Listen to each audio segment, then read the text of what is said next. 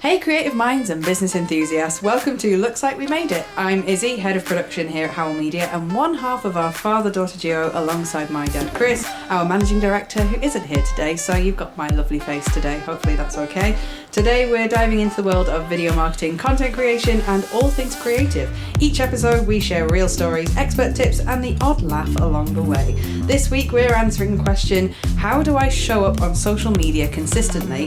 And to help us answer that question we're joined by the brilliant Sue Thompson from Catch Design Management. Let's go. Good morning. Good morning, Sue. How are you? I'm very well. A bit hot and sweaty, but it is very warm in here. So if you do have the benefit of seeing our lovely faces on camera, hopefully we're not too sweltered, but can't hear it in our voices though, so that's good. No problem. But so thanks for coming on today. This is season 7 of the podcast, so it's great to have you on. So today, showing up consistently on social media, it is a big question to tackle. So when I saw that that was kind of your remit to talk about that kind of stuff, I thought this is going to be great because that's something that a lot of our listeners want to know about, that people are always wanting to know and constantly ask me, but I'm glad you're here to help me answer it. But tell us a bit about you then and about Catch Design Management and how it all came about. Yeah, it all came about actually. It'll be 19 years this year Wow. I've been in business for, so I'm sort of pat myself on the back quite a lot for that, because just to be around and be in business is fantastic. And prior to that, really, I was an account manager with design agency, so I was just all sort of front woman dealing with all the creatives who sat behind me. As social media came along, it transpired my skill set, I think, that I could actually do this myself. So I'm very much self-taught, very much sort of out there experiencing it, and I've tried to catch up with a bit of training and education over the time to kind of justify my knowledge. So that's kind of where my business was born. Do a lot of graphic design, a lot of exhibition design, and then really more segued into the social media as it came. And when I started, it wasn't even invented. That's how old I am. Oh. So social media is kind of like been a real remit of the last few years of managing small businesses, helping them again to show up on social media. I always do feel that the best people to do it are the business themselves, because they're there living it, they're actually doing the job. But often some businesses just don't feel that it's their strength and have that forward thinking, which is really encouraging to see, to actually outsource the things that they can't do and the things that they don't like. So I have managed many companies over the time, over periods of time, and then handed them back, or vice versa. And then this has kind of segued now into more training, again trying to give the businesses those skills so they can continue to manage them themselves. So I would say I'm a kind of a hybrid social media manager and trainer at the moment. Love it. And that's it. I think that because we find ourselves in video production, obviously we end up kind of dipping into different worlds, and social media has only become bigger and bigger world as we started. But I mean, we've seen the whole evolution from, landscape to portrait and doing this, and lots of things changing for us as video people that we've got to be constantly keeping on top of. But has social media basically, has it become bigger than the other elements of your business, or is it something that is still kind of just complementing what you're doing? I think I would say pre-COVID, it was growing at a ridiculous rate, and everybody wanted to be on everything all of the time. I think COVID just kind of leveled things out a little bit, and some of those more traditional marketing aspects came back, and I don't think that's necessarily gone away. So I think there's been a bit more of a mix, if you like, in terms of people still thinking and seeing value in printed marketing materials or real business cards and things like that. Yeah. And with, the exception that you can be on social media as well. It's quite funny, all the years I've been doing it, I've become less and less on social media from a personal perspective. But for businesses, I can only see the positives, because it's given small businesses a voice that they never had before. Prior to those days, it was, it could be £600, £700 for a quarter-page ad in a glossy magazine, of which you probably had no control over. There could be a typo in it, and then it's there for 6 months, and there was no evaluation, no opportunity to see if it was really bringing those leads in. Now we've got it all at our fingertips, so it's really, really valuable. So I think it's always going to be there. I think it's going to be changing. I think when people start to think a little bit more on the privacy levels for their business, but I do think community is going to be the biggest driver, where we're actually creating little hubs of people who are interested in what we're offering, and we're really starting to build those kinds of communities there on social media. Well, that's it, because I think that I mean, I'm the same as you in the way that my use of social media has changed over time. And I think before I was in this industry, when I was just sort of messing about on social media just because it was there. And I mean, Instagram, I've been on it since it started, and Facebook less so. But like, it's sort of like, you know when you had like email addresses from like 10 years ago that are just like Punky Princess 22, and so that was me. But I think with social media now is that I mean, my career, and it's probably the same as you, is that you are the face of the business. Like, I'm the face of, well, Chris is also the face. Both our faces are on the wall. But in that respect, there almost becomes a privacy element where I need that sort of space away from it. And and I think that to me has meant that I use social media in a very different way now, which is kind of to complement what Howell Media is doing and stuff, but still being able to keep that private life as well. Absolutely. And that's something that I think what I really like about the whole concept of showing up on social media is that it feels like there's so much out there. There's so much noise. There's so much going on. There's so many things happening all the time that social media, I think, to some people, and particularly smaller businesses, can feel like, when you're at a junction of a really busy road, like, I don't know, the A66, you'll know that, and you're just waiting for your turn to get out, and then you sort of sat there going, oh, okay, I can't go yet. And a lot of businesses that I've spoken to in the past feel like they don't even know when to start versus where to start. So when it comes to showing up on social media, what are the first little steps that people can make? What do you consider showing up?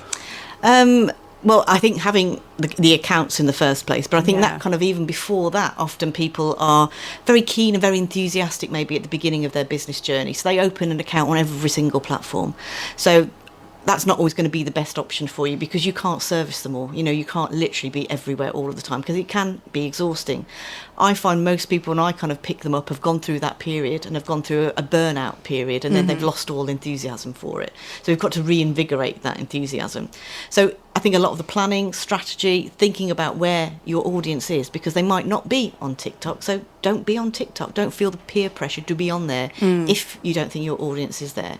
So often it's having those kind of more external conversations with people where I can actually say, well, let's go through your audience. If you've already got customers, where are they? Let's establish their demographic, let's establish their location, and then we can kind of work that into which platforms we think are going to be the most productive for you. And then consistently showing up is really important. I get a lot of conversations I have with people both on sort of training and management side where they've posted once a month and you think it's not enough. It's not enough, because you need to kind of be in people's heads. You need to be there, that when they need what you're offering, you are who they think of. And if you've only shown up once in 6 months, you're not going to be that person. Again, a lot of that spontaneity of posting, I think, as I've moved away from a little. When I first started, we posted on the day, every day, and we showed up every day to do that. We've got tools now at our fingertips that we can use to help us to be more strategic. There's always going to be that, oh gosh, it's a sunny day, we can reflect on that. It's really hot, we're being topical. But having that deep-rooted foundation blocks of what your business is and how we can create that evergreen content is really, really important. So that's why I try and encourage people to plan that side of things in, so they've got that consistently going out if they are busy over there doing their actual jobs. Yeah, and I think, and I mean, you're preaching to the converted here, because you're literally singing my my hymns here. But I think and that's something, and just really because I mean, how do I best put this? Because, I mean, we are both sort of in a similar world to each other, and we're both preaching similar things, and it's great. It's like lovely having that conversation with someone like, you actually know what you're doing. It's amazing. I get it. But do you find, like, because there is the kind of like the hairdressers doing beautiful haircuts, the hairdresser always has a hair up in a ponytail, or the mechanic's car is always falling apart. Like, do you find that doing your own social media, because you're so busy doing stuff for other people, do you find that you have to work hard to keep your own going? Absolutely. Because that is my biggest issue, is that I'm preaching to people, you need to be consistent, you need to have a strategy, you need to schedule it out and do all this and stuff. But then I'm so busy doing the work for other people that my own social media has an impact. So, and I end up falling into that same pattern and that same camp as the people that I'm teaching. Yeah. So you've got to show best practice. Yeah. So do you have any and does that happen to you for one? But also, what do you do when you end up in that situation? It does happen. I'm not going to lie about that. But I do try and treat my business like a client. Yeah. So I've got a structure. I've got planning days and I've got writing days, and I put catch design in as a client, albeit Brilliant. They may be the last on the list. And they could fall off, but I try not to let that happen. But yeah, you have to kind of set time aside. And I think a lot of people, when I speak to them, they don't actually want to. Yeah. And that's half the problem. I think there's a lot of pressure sometimes put on social media businesses where people will go and look at their accounts, and if you haven't posted for 6 months, it kind of puts you off. I'm more swayed by that than numbers, because I think a lot of people do get a bit overexcited if you've got 1,000 followers or 20,000 followers, and they're kind of making judgments on that. Whereas often, I think a lot of social media managers you'll see don't have huge numbers, but they are very good at engaging, they are very good at creating. So those are the elements that you kind of hopefully can see in a social media manager. But yeah, there are times where you do lose a little bit of that impetus, but I'm a great believer in repurposing content. There's only us that look at our own Instagram and go, I've posted that before. Trust me, no one else will ever see that. And so there's a lot of that kind of evergreen content, as I've already mentioned, which are the nuts and bolts of what you do, the basics of what you're offering, those different services.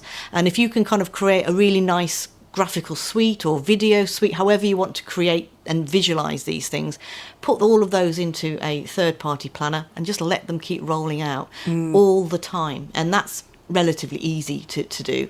If you've got lots of other elements like testimonials, you could bulk create them. There could be going through, let's say, services on your website, dragging all of those down and creating multiple posts for each one of those services. Then again, you start to build up a lot of normal content, general content that can amplify and push out to all new audiences. Because again, every time, in theory, you never see a lot of repetition on a lot of platforms.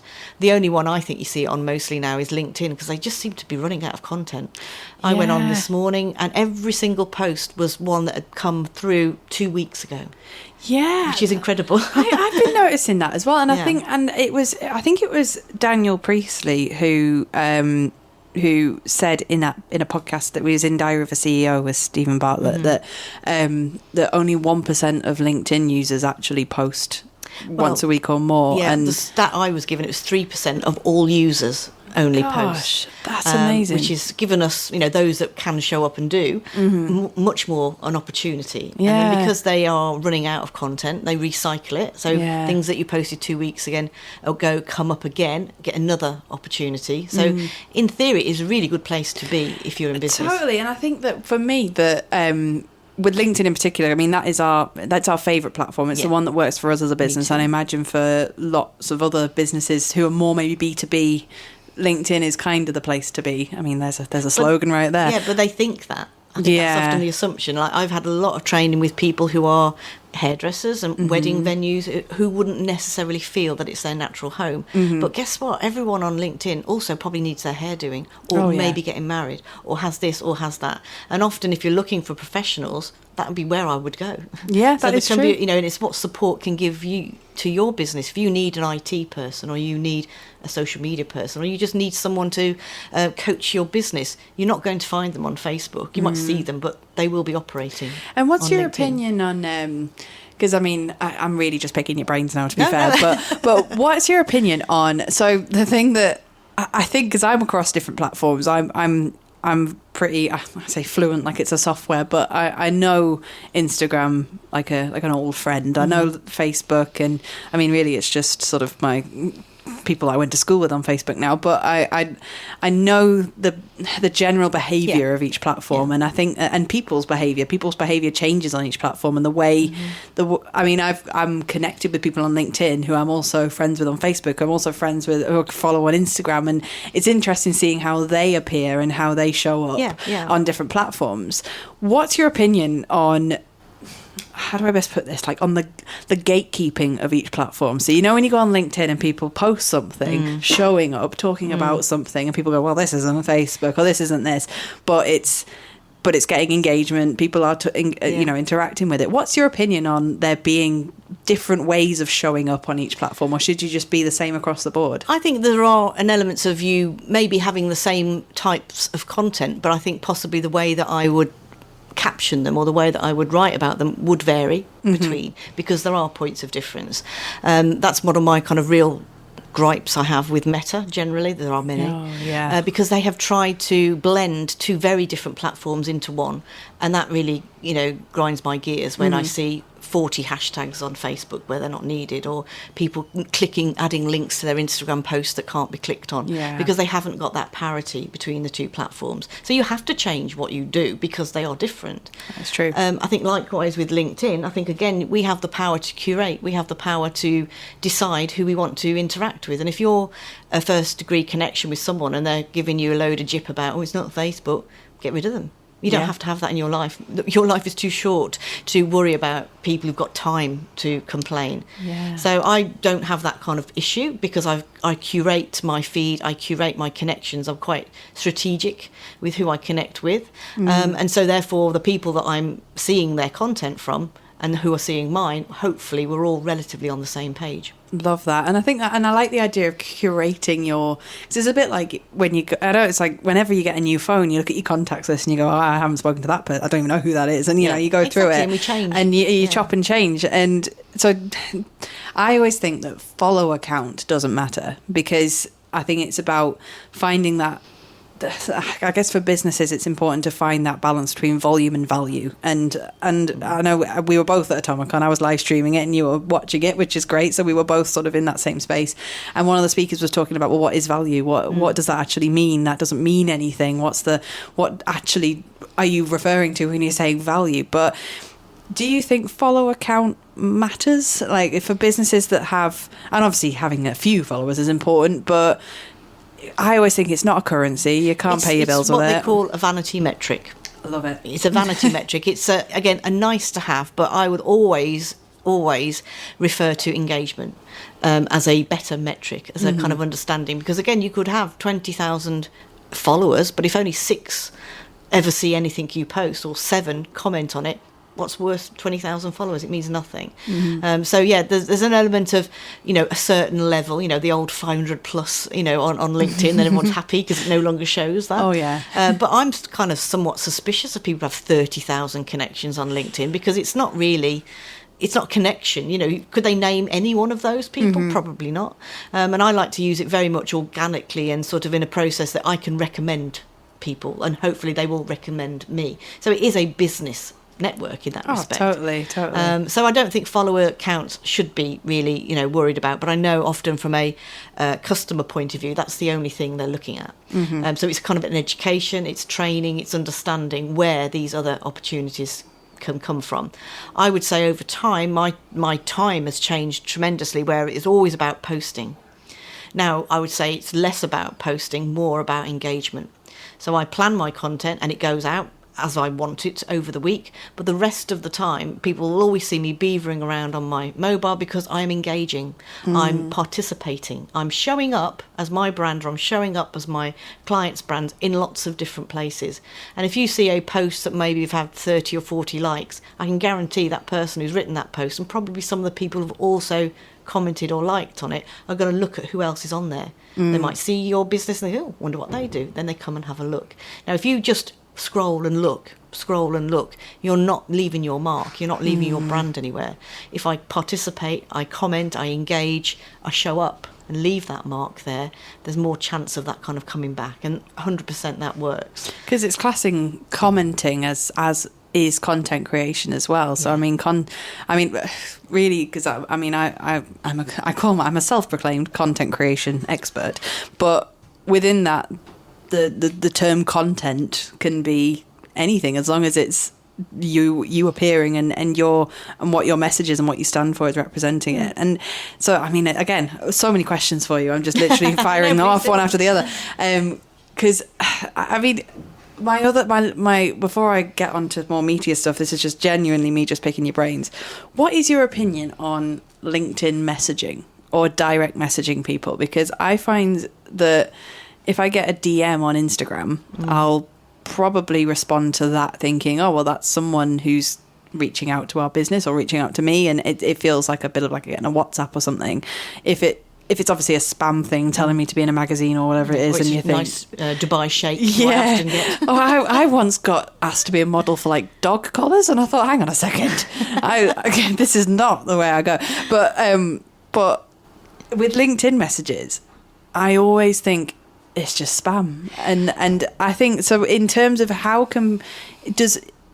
do you feel about the direct messaging element on LinkedIn? Because I get obviously people that I know and people that I've connected with at networking events and stuff, but sometimes I'll get in-mail stuff and stuff where you think, this is just someone trying to sell me something. Like, I mean, certainly if I don't make connections with people in the first instance, if I don't think I've got something worthwhile having a conversation with them about. So if somebody sends me a connection request, and I will always go and look at their profile, and I can probably savvy now enough to know if it's a bot, B, somebody I really don't care for, in which case I can just sort of shut them down there, which prevents them to a degree of being able to message me. If they fall through my many red flags and manage to get me to connect with them, and the first message I get is sell, I bounce them straight back out again. So I think I do take time, maybe more time than maybe some people do, but to vet that. And again, a lot of people say to me, well, yeah, but they'll see that you've been looking at their profile. And I'm like, so what? They've looked at mine. I have every right to go and look at theirs. And then I'm making judgments in a nice way, I hope, on whether I see some benefit to me. Are they potentially a client? Are they a potential somebody who might be beneficial to my business? Have they got a skill or a service that I could really see my clients being aware of? So things like that I'm looking at. And again, I will have my own tick list. You should have your own tick list, and we should always have our own sort of perspective on that. I love that. So that takes away a lot of the nonsense. I don't seem to get a lot of spam coming through, because I think I'm probably quite distinctive about that. We also have the ability to create a focused inbox. So there's a little toggle you can toggle, where, again, people that you do know come into one column, people that you don't know and the rubbish go into another. Ooh. So that I'll show you that afterwards. Please do. That'd be amazing. So again, that kind of slows down, just your time to come out what you're doing and look. Because I think if you see something ping up, people automatically switch. Whereas if you can see it's like Sheikh Mohammed of Dubai, I'm thinking probably not. Likely. So I can choose not to bother with that. I don't get that level of notification. It. And I think that's sort of, because I mean, a game I used to play back in, maybe it probably wasn't a very good game to play a while ago, but if you are feeling ballsy, it's worth having a go at it. I used to do this thing where if I did get one of those cold sell games, you sell back twice as hard with the same language, and you just see what happens. And sometimes I ended up in a bit of like a sales tennis match where it just kept going and going and going. Other times it actually worked, where they go, oh, okay, let's talk then. Yeah, exactly. And you'd be like, oh, yeah, okay. They are genuine, I mean, I get those where people say, oh, I can see you might need some help with your social media. And I go back and go, will you read my profile? And I was like really sarcastic back to them. Then come back to me if you think you can help me. Oh, yeah, totally. And I think that's it. It's like, I think that's potentially the thing that stops, I would say, a lot of people, maybe even skill level as well as a reason people don't show up, and that's why training is so important. Absolutely. But I think the fear of adding to the noise, or thinking that you don't belong there, or that you're just going to be that other person that you find really spammy and really annoying. So like, I think we've worked with all kinds of clients, and we stand by the fact that we work with people that believe in what we do, that believe in social media, that actually see it as a valuable tool, and not just something my kids are on, or like not something that is just an additional chore or a bit of a joke and stuff. We work with people who believe in the concept and believe it fits within a wider strategy and a wider offering. Yeah. We've also worked with people who don't believe in it at all, who think it's a crock of rubbish and don't see the value whatsoever, and automatically dismiss it and automatically don't see the value, and you end up having to like sell the concept of it more than anything. But A, have you met those types of people? Yeah. And B, what do you tend to, where's your response when that comes in? I have met those kinds of people, and it's quite interesting where I've been called to meetings that they've instigated, and they all sit there with their arms folded saying, we hate social media. And I'm like, well, I feel like I haven't got you a gun to your head. You've actually called me here. But maybe that is sometimes is a cry for help, and sometimes that is a kind of promising positive perspective that they realise it's not their thing. So they are choosing to give it to somebody who likes it. I mean, I always trot this story out in the fact that I am rubbish at maths. First person I got was an accountant, because I learnt go where your strengths are. I didn't even attempt it. I just got somebody, as soon as I could afford it, who will deal with that for me. And so that frees up my time, because I could spend 7 hours trying to work my accounts out, where I could just send it to Louise and she gets on with it. So there's an element of understanding those strengths. But yeah, in terms of quick turnarounds, often, in social media, there's some really quick wins you can make just by auditing a profile and going, well, you haven't done this, you haven't done that, you haven't done this, you haven't done that. And they're like straight away, it makes you look great, because they're things that they didn't know about. So you can sort of put those in. I do try and encourage my clients, if I take them on, to do a strategy with me, because it kind of makes them think a little bit outside of the box. Because we're all like this, we're all very blinkered, and all we can see is what we do. And so having those open conversations about who are your competitors, who are the people in your industry, who are the players, it starts to broaden that opportunity for content, which suddenly makes it like, well, I didn't think that would be good for social media. And you go, well, it could be. Not every day you making a cup of tea, yes, it's not going to be that interesting, but once to show off your office, or once to show you that walk from where we've come over to your place, just to show a location, are all little things that could be quite handy to be aware of. So there's often a lot of quick wins. I think often the longer game is harder, and it can be dependent on what you get from a client. I had one client who was I won't say who they were, obviously, but they were a professional company, and they never gave me anything. They had one website which I'd gone round about 24 times. I literally was a trained architect by the time I'd finished with them, because they gave me nothing. One day I opened up Facebook and they just dumped 40 photos on Facebook as a post. They didn't tell me they'd done it, so I took them all off and turned them into 40 odd or maybe more posts that went over a period of time. So they just didn't get it. And it just got to that point where eventually we parted ways, because I said, look, this is like one-way traffic. I can't do any more. I mean, you're leaning against an open door on that one, because we're both veterans or survivors of that kind of world. And I think that's the thing, is that with social media as well, it's not essential, but also it's something.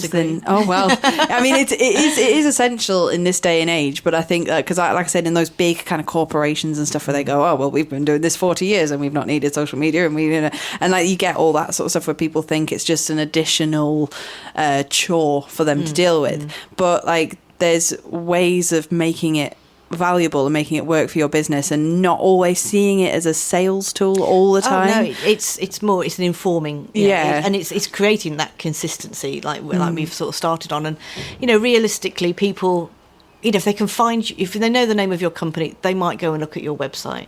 Often with social media now, it's becoming much more keyword orientated, so they're not looking for the name of your company, they're looking for the services you provide where they want them. Let's say Sunderland, Newcastle, wherever it might be. So often making sure we've hard baked those keywords into our social media is becoming more and more important, to kind of lend the kind of opportunity for people to sort of be aware of options that they've got. Oh, but they look like they're fun because they're doing lots on socials. It could be, it's only going to help you. I think then you go and look at somebody else's who's not posted since 1982.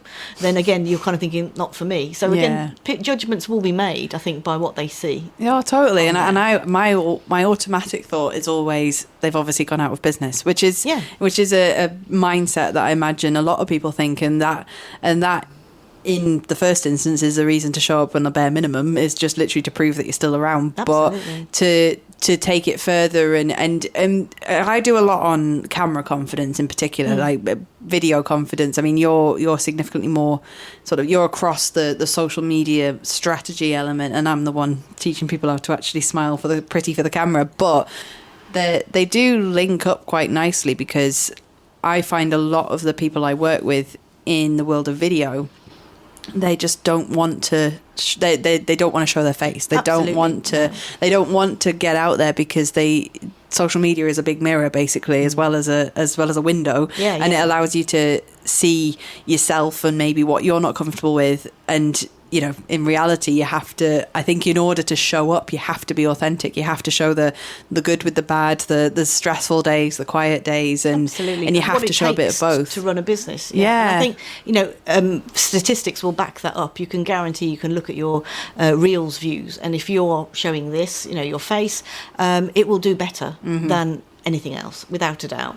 But again, I'm the same. I don't particularly like showing up, but there's lots of tools out there now that not enhancing what we've got, but can help you to create things that maybe it's just a voice they hear. Maybe it's a dual where you're just a small element and what you're looking at is a larger element. So there's no excuses, you know, in my book that now you can work it. But again, it comes down to finding out how to do it. Totally. You know, how to do it from other people. And again, you know, a lot of the training I do, we literally go through those options, because again they've turned up, they've been on Instagram as far as they're concerned, but they didn't know what stories were, or they didn't know what a reel was, and you think, well, let's understand all those basics, and then that should give you a new lease of life, and it often does. And it's never too late. I think that it's particularly for business owners who are, now I'm not speaking ill of anyone listening or anything at all, but who are of the older generation, the fear of showing up on social media is potentially bigger, because you've got a lot more to learn. It might not have been around for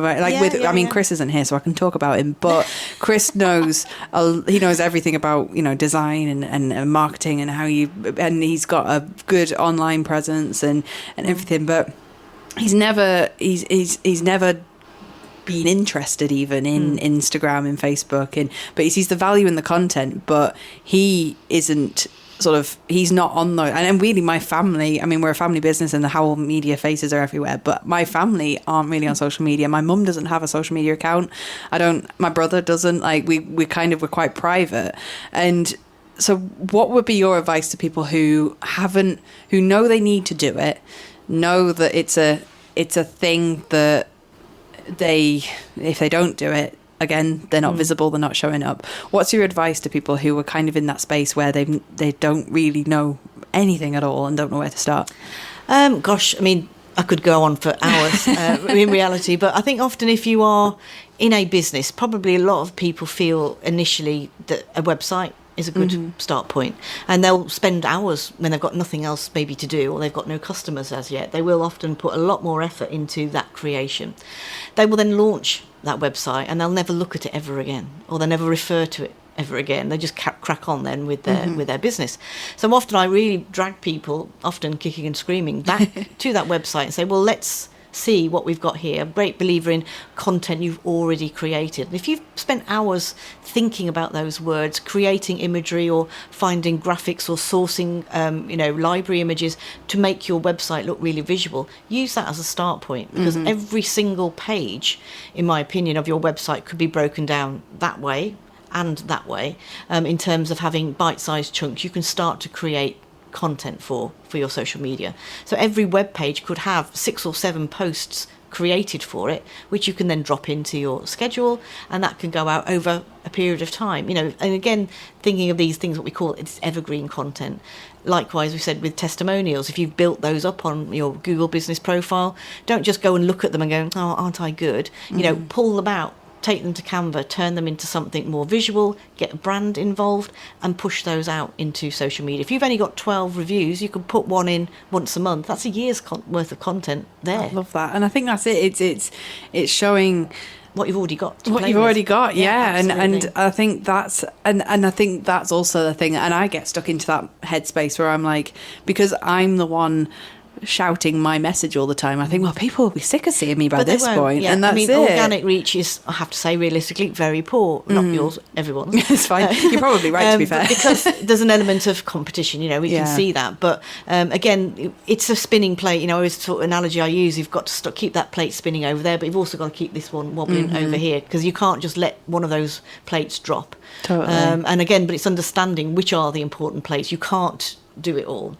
And I think there's an element of understanding. You know, if you're selling a service, or if you're selling a product, I think there's slightly different perspectives that you need to consider. If you have a bricks and mortar business or you're purely online, again, different parameters. Totally. You know, a lot of online businesses, they don't need a face because they're never going to meet the people. It's literally selling whatever they're selling via, you know, an online portal. So I think there's elements that you would take from that. If you've got a shop in town and people coming in to see you, then I think, unfortunately, if you're confident enough to stand in a shop and sell, you can make a little reel. And it doesn't have to be singing and dancing. You know, not everything has to be TikTok special. Totally. Often, if you've got that passion to start a business, you can talk about it. And, you know, we should be, in every scope, I think, practiced at doing like our 30-second pitch. You know, what is it that you do? And if somebody doesn't understand that, then you need to rethink that.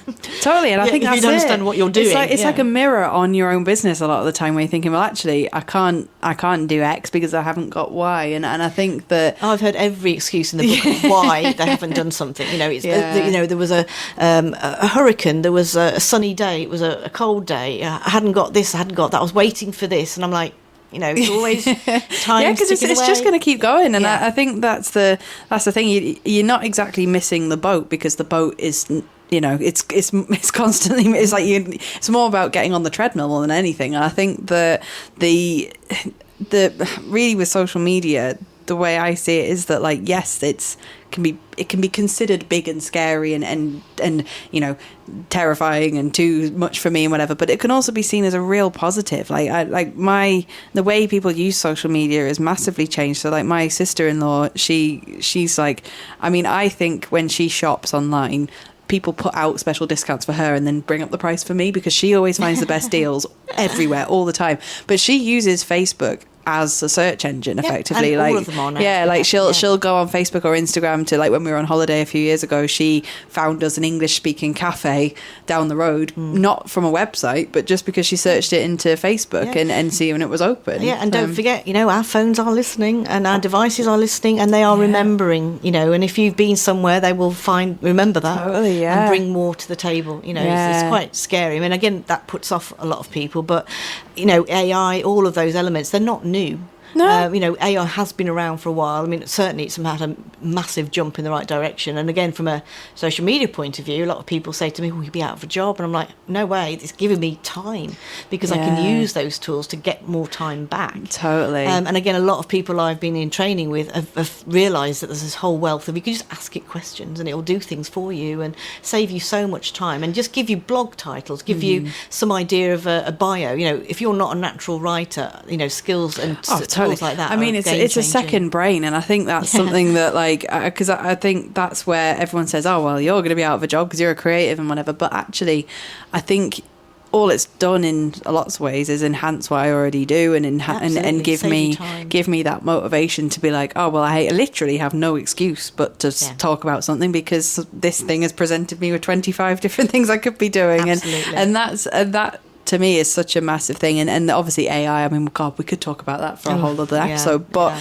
that's gonna, who knows where that's gonna go. But at the minute, I think that for me, what I find is that my bugbear is when you can see someone's obviously used AI, if they've got a rocket emoji. Rocket emoji. I mean, the M dash has kind of been dragged through the mud here, but like, I think that there's layers to learning and understanding, and I automatically switch off if I've seen that it is obviously written by an AI. But again, for some people, it's like that blank page syndrome. That is the killer. Oh, totally. What shall I write? Totally. Whereas if you've got some headlines, you should always be adjusting it to make it, you know, sound like you. I mean, I talk at a rate of knots, and I kind of write in the same way, which isn't to everybody's cup of tea, but at least you kind of getting what you're seeing, you know, is me, you know, that is clearly how I write. And then they meet me and they go, oh God, she really does go on. But, you know, if I just wrote, when I did train myself to write in 140 characters back in the day when you had to. It's a badge of honour, that is. And then when it went to 280, I was like, oh my gosh, I don't know what to do. So those days have, you know, passed on. But again, time is precious for people, and you can't go on, you know. I mean, this is why I think the future of podcasts, audio, all of those, when people can just take a little bit more time to factor that into their dog walk, into when they're cooking tea, where you don't have to sit down and be doing one thing and reading a blog. So I think anything we can do to kind of show that evolving options to people, I think is all about what we're trying to do as well. Totally, and I think that's where the podcast's been really good. I mean, I'm still not quite used to when people tell me they listen to me at the gym or in the bath or something, and I'm like, okay, I'm not. that's strange. I've never heard that one before, but it is a platform for us that complements social media well, because it does give us such a bank of content that we can use, and obviously we get snippets of this that go out, and it's on YouTube, and it gives us a space to get stuff out there. But that, I mean, I could talk to you for hours, because I've got my mind is like, oh, it's getting me back in the zone to be thinking about all this stuff for season 7, and hopefully our listeners will be able to take plenty away from that. And but because some of our listeners may have only just met you for the first time, where can they find you? How can you sort of work with people? What's your process if anyone wants to get involved? Yeah, well, I am on a number of platforms, but again, I've been a little bit more strategic. I would say for most of the time, I would say my primary one would be LinkedIn. So on there, I am Sue Thompson UK. But I also do have a company page, which is Catch Design Management. So I do try and sort of flip-flop between the two. But Instagram, Facebook, again, I'm on there. I have a website at catchdesigns.co.uk. So all of those have got lots of opportunities to kind of learn about what I do or what I can offer. And then I'm involved with quite a few organisations where there are options for funded training, which again is great. If I can get that for free, I will do so. But again, ideally I've got paid options as well. So you'll find me. Fab, that's amazing. And because, I mean, Chris always struggles to, come up with an answer to these, but I do like to end with a bit of a silly question. Go on then. I haven't actually figured out which one I'm going to do, but, I like this one. Okay, so if you could bottle one moment from your career and relive it, what would it be? It's a really quite a strange one. I used to work for a design agency in Bath. I say Bath, as everyone else said. I love how you've thought of this straight away as well. It just always comes into my head. And the agency that we worked for, a really, really creative agency. We used to work with a lot of book companies, a lot of toy companies. So one of the toy companies that we used, we worked for, was Hasbro. So they make all Action Man. Yeah, and we used Monopoly? to do all of their, all of those, all their Argos pages we used to design. And so you would be amazed the effort that goes into that. That's amazing. Hundreds amazing. of thousands of pounds spent on how a page pans out. Anyway, we used to do a lot of that. And one day we were called in because this is going back to, I would say, early 2000s. Star Wars was coming back after the original set. Next set was coming, and so we were all taken to Hasbro to a special room where we all had to sign a NDA for Lucasfilms, and then we were shown parts of the new film, and I was a bit like, wow, this is quite exciting. I went home and told my husband, who was a huge Star Wars fan, I was going, I can't tell you anything because I signed this NDA. I was I'll have to kill you. Yeah, I literally was paranoid about it. So that was really, that's exciting. amazing. And then because we did a lot of work with them, we used to get like little bits and bobs. So in my loft, I've got standees, I've got toys all boxed waiting for that day. Don't ever give out your address, because I'm sure people will be after that. One day, oh God, I must go and check they're all still there. I'm hoping they'll be worthwhile. That's amazing. So I used to love doing that. I used to, it was so exciting just to be part of like going to Toy Fair and all of those kinds of things, seeing what's coming through. Yeah, I mean, Chris, he was in the toy world as a designer years ago as a kid, so I used to remember getting as a kid like a random cardboard box would appear at home, and it would be like a random box of those like yellow stretchy men, and I'd be like, oh okay, I've got 200 of those, but like that's incredible. And I bet you were like felt super powerful at that point. Oh absolutely. Like, yeah and it's amazing, some industries just that's what I love about dipping into lots of different sectors. I don't have really one sector that I focus on, is just to learn about different businesses. And that's it, we end up in all sorts of different things. I mean, we've just been through all our events and stuff, but I think for me, my one would probably be, I mean, we sneakily have a couple of awards in the corner there, and I think for me, mention that, well, yeah, I mean, we've got our little trophies, and for me it was the year I was on maternity leave, and it was she was 10 months old, and I was really, it's like kind of, I was in that fuzz. I'd just come off maternity leave, I barely knew my own name, but I won Entrepreneur of the Year, and I thought, actually, that's what I needed that. And I think absolutely. And that was for me was a lovely moment, because it was like, it was like a confirmation of all the things that I was like about having to do, and it was just, it was great. And my trophy was not that one, but it's one at home. It does complement my colour scheme in my living room quite nicely, and obviously it was meant to be. But thank you so much, Sue, for coming on. I really, really enjoyed that. And that is a wrap on this episode of Looks Like We Made It. Thank you for tuning in. Whether you're here for the video marketing insights, the storytelling magic, or just to hear me and my dad talk shop, well, he's not here today, so just me talk shop. We drop new episodes every other Tuesday, so hit that follow button and stay tuned for more tips, real life experiences, and behind the scenes stories from the world of content creation. If you want to keep the conversation going, you can find us showing up on Instagram, LinkedIn, YouTube, and our website. Just search for Howell Media and say hi. We'd love to hear your thoughts, answer your questions, or even have you on the show, just like Sue. If you've got a great story to share or fancy joining us for a chat, just like Sue, drop us a message. We're always looking for inspiring guests, just like Sue. Until next time, keep creating, keep storytelling, and remember, every great piece of content starts with an idea, and we'll see you in 2 weeks. Bye for now.